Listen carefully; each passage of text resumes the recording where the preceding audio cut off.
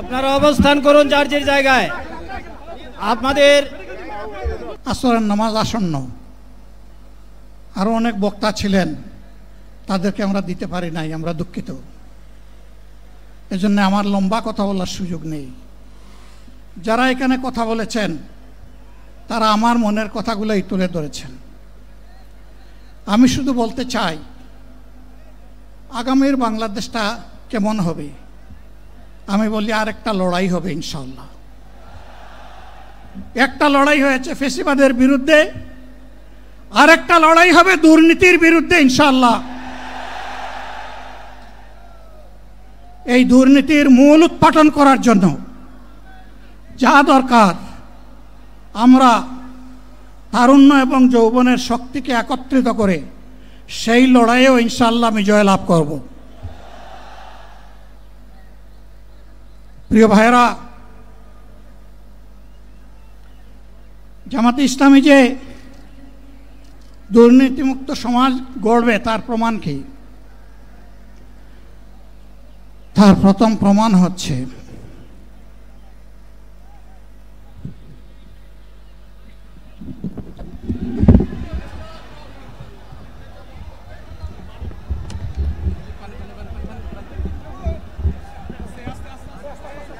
আপনারা অবস্থান করুন যার যার জায়গায়।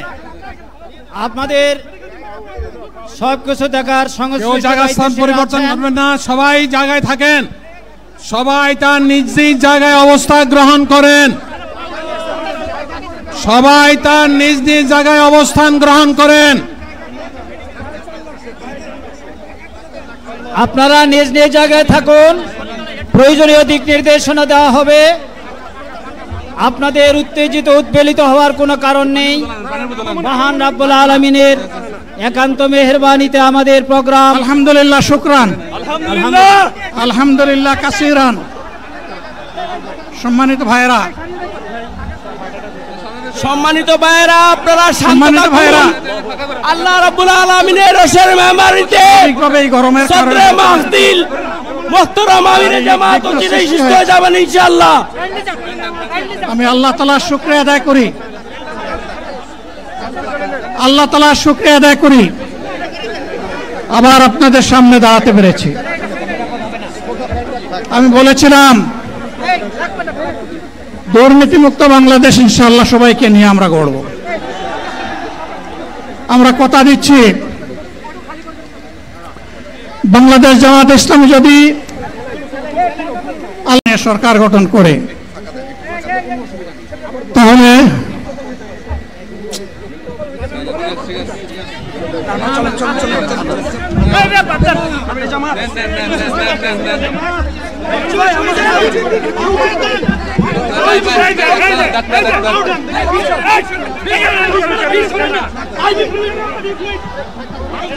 আপনারা নিজ নিজ জায়গায় অবস্থান করুন। আমাদের স্বেচ্ছাসেবকগণ আছেন, সংশ্লিষ্ট বিভাগের দায়িত্বশীলরা আছেন, তারা প্রয়োজনীয় ব্যবস্থা নেবেন। কারো মাইকের সামনে আসার দরকার নেই।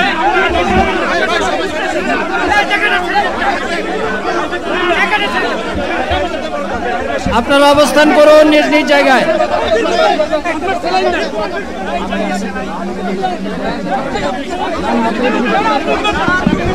সবাই মেহেরবানি করে শান্ত হয়ে বসুন, শান্ত হয়ে বসুন, শান্ত হয়ে বসুন।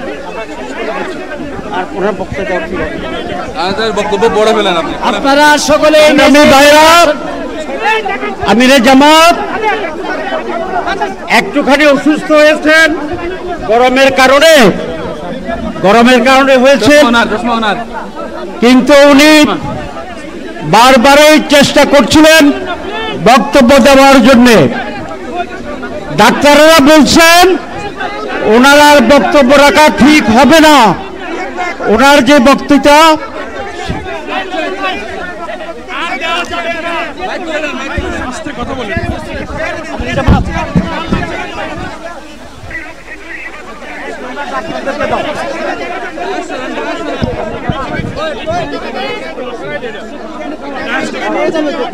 আপনারা নিজ নিজ আসনে উপবেশন করুন।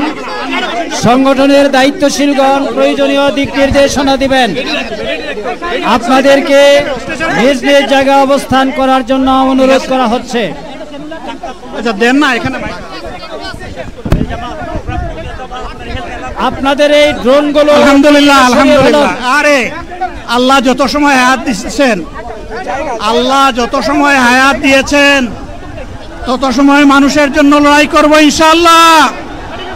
এ লড়াই বন্ধ হবে না। বাংলার মানুষের মুক্তি অর্জন হওয়া পর্যন্ত আমাদের লড়াই অব্যাহত থাকবে। বলছিলাম জামাতে ইসলামী যদি আল্লাহর ইচ্ছা এবং জনগণের ভালোবাসায় বাংলাদেশের মানুষের সেবা করার সুযোগ পায়, তাহলে মালিক হবে না, সেবক হবে ইনশাআল্লাহ। আজ আমি ঘোষণা দিচ্ছি, লক্ষ জনতাকে সাথে নিয়ে বাংলাদেশ জামাতে ইসলামী থেকে যারা আগামীতে সংসদ সদস্য হিসাবে নির্বাচিত হবেন, আরে আপনারা কথা বন্ধ করেন, আপনারা কথা বন্ধ করেন, সবাই বসে পড়েন, সবাই বসেন বসেন, কেউ দাঁড়াবেন না, সবাই বসেন। যদি আল্লাহর ইচ্ছায় জনগণের ভালোবাসায় বাংলাদেশ জামাতে ইসলামী থেকে সংসদ সদস্যরা নির্বাচিত হয়ে সরকার গঠন করেন, তাহলে কোন এমপি কোন মন্ত্রী আগামীতে সরকার কিন্তু প্লট গ্রহণ করবে না। কোন এমপি এবং কোন মন্ত্রী ট্যাক্সবিহীন কোন গাড়ি চড়বে না। কোন এমপি এবং কোন মন্ত্রী তার নিজের হাতে কোনো টাকা চালাচালি করবে না। কোন এমপি এবং কোন মন্ত্রী যদি তার নির্দিষ্ট কোনো কাজের জন্য বরাদ্দ পেয়ে থাকেন, কাজ শেষ হওয়ার সাথে সাথে বাংলাদেশের 18 কোটি মানুষের কাছে তারা তার প্রতিবেদন তুলে ধরতে বাধ্য হবে। সম্মানিত বন্ধুগণ, চাঁদা আমরা নিব না, দুর্নীতি আমরা করব না, চাঁদা আমরা নিতে দেব না, দুর্নীতি আমরা সহ্য করব না। এই বাংলাদেশটাই আমরা দেখতে চাই। যুবকদেরকে আমরা স্পষ্ট ভাষায় বলতে চাই, বন্ধুগণ তোমাদের সাথে আমরা আছি। আমি আজকে জামাতের আমির হিসাবে এখানে কথা বলতে আসিনি। আমি এসেছি বাংলাদেশের 18 কোটি মানুষের একজন হয়ে কথা বলতে। আমি শিশুদের বন্ধু, আমি যুবকদের ভাই,